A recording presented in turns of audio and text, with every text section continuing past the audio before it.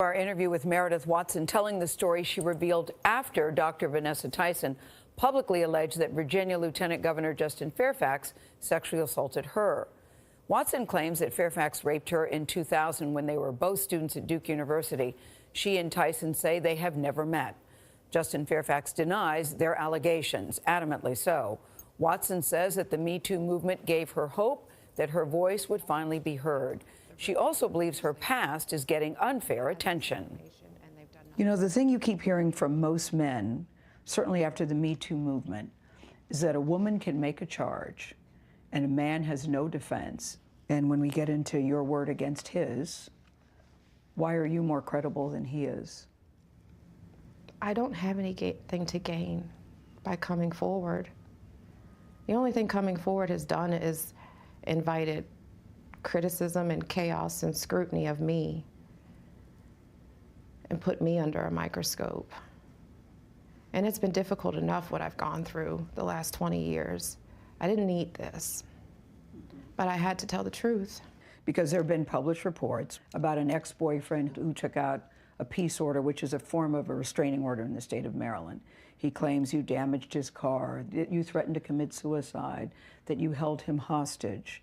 And you know, when you talk about your past being scrutinized, that is certainly something that's been brought up, that you have financial problems, that you've been involved in a messy relationship with the father of your daughter.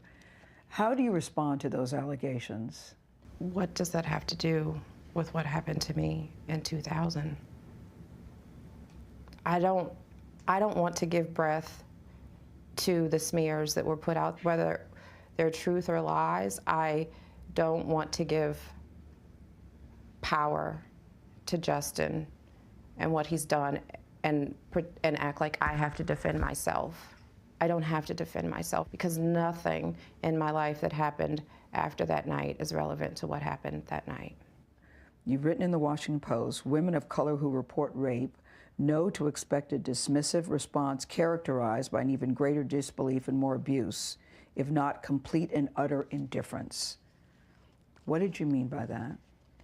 There's this expectation that we are supposed to protect our black men at all costs.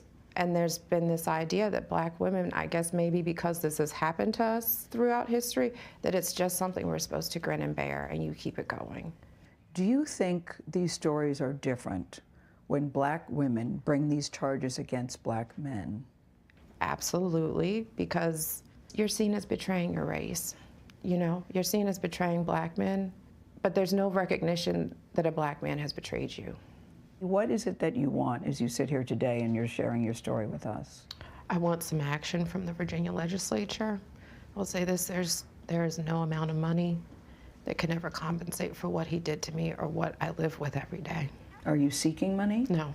You're not seeking money? No. No, I want to support Dr. Tyson. I want the people of Virginia to know the truth, and I would like the Virginia legislature to do the right thing. So when you saw Vanessa Tyson's allegation, you thought what?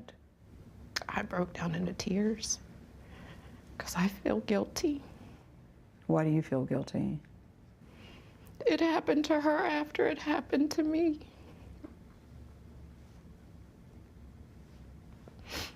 And had I had the strength or the courage to say something in 2000,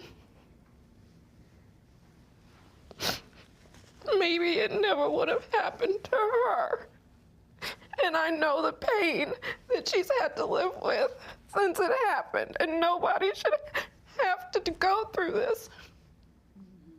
And I feel awful. I feel awful. Now, Lieutenant Governor Fairfax categorically denies Vanessa Tyson and Meredith Watson's allegations against him.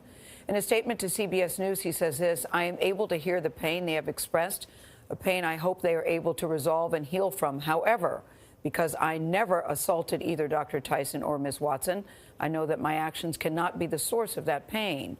Both Watson and Tyson are calling for a public hearing into the allegations.